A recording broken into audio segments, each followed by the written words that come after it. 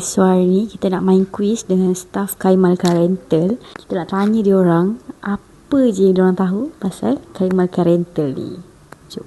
Okay, so kita akan tanya kepada Nurin. Nurin. Yeah. Berikan 5 jenis kereta sewa yang ada dekat Kaimal Car Rental.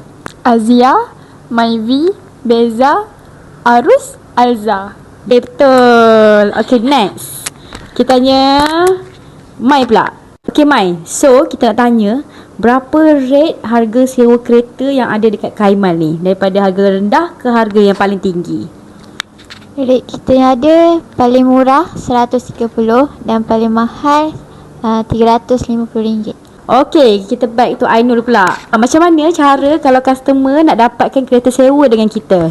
Okay, korang boleh walk in dekat office kita orang, ataupun korang boleh bagi location kat mana yang korang nak. Contoh rumah ke, airport ke, TSK ke, mana-mana je, okay? Kalau customer nak suruh hantar dekat luar Kuantan boleh ke? Boleh, tapi ada charge. So, korang kat sana yang nak cari sewa kereta, jangan lupa cari Kaimal Car Rental.